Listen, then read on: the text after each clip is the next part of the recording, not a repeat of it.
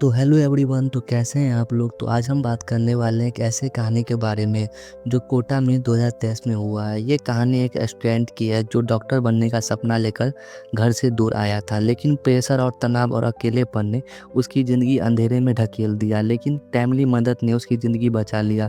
तो चलिए शुरू करते हैं ये कहानी। कोटा राजस्थान, जिसे इंडिया का कोचिंग हब भी कहा जाता है, आप लोग को पता ही होगा, यहाँ पर हर एक साल लाखों स्टूडेंट नीट और जेईई का तैयारी करते आते हैं। इसी भीड़ में एक लड़का भी था जिसका नाम आदर्श था।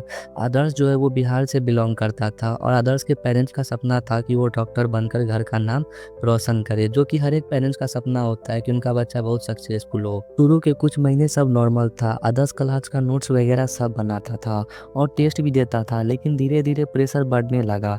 आदर्श के टेस्ट में कम मार्क्स आने लगे और रूम में बैठकर दिन रात पढ़ाई के बावजूद वो कॉन्फिडेंट फील नहीं कर पा रहा था, जो हर एक बच्चा के साथ होता है। जब वो 10-12 घंटा पढ़ेगा और फिर भी कम नंबर लाएगा तो वो तो डिमोटिवेट तो होगा ही ना, जो आदर्श भी डिमोटिवेट टाइप थोड़ा फील कर रहा था। तो एक दिन आदर्श के रूममेट से देखा कि आदर्श मेस में खाना खाना बंद कर चुका है।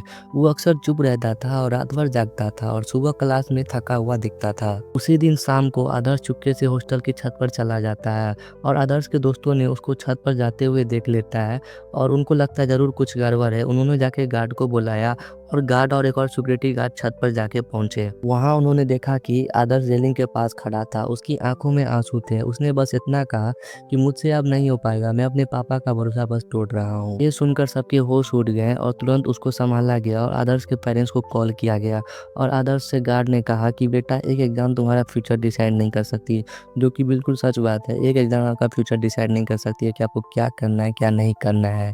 उस रात आदर्श के पेरेंट्स ने उससे फ़ोन पे बात की। वो रोते हुए कहने लगा कि वो फेल हो जाएगा। उसके पापा ने कहा, बेटा, हमारी तुम्हारी सफलता से ज़्यादा तुम्हारी ज़िंदगी चाहिए। तुम जिंदा हो, यही हमारे लिए सबसे बड़ी जीत है। ये सब सुन के आदर्श के लिए एक नई रोशनी बन गई। आदर्श को लगा कि शायद वो अपने माँ बाप को गलत समझता था। उन्हें सिर्फ उसकी खुशी और सुरक्षा चाहिए थी। अगले दिन काउंसलिंग सीजन अरेंज किया गया। वहाँ फिजियोलॉजिस्ट ने उसे समझाया कि स्टेज नॉर्मल है, लेकिन सोल्यूशन हमेशा होता है। उसने रेगुलर काउंसलिंग और मेडिटेशन स्टार्ट की। रूममेट्स भी उसका ध्यान रखने लगे। दोस्तों, ये कहानी से हमें एक बड़ी सीख मिलती है कि कोई भी एग्जाम और कोई भी नंबर आपका फ्यूचर डिसाइड नहीं कर सकती है। और एक और बात, आपको जिस चीज़ में इंटरेस्ट है आप वो करो। अपने पेरेंट्स को समझाओ कि मुझे इस चीज़ में इंटरेस्ट है, मुझे ये करना है, वो ज़रूर मानेंगे। और अगर आपके पास कोई उदास अकेला लग रहा हो तो उससे बात करो, उसकी मदद करो। क्या पता आपकी छोटी सी बात उसकी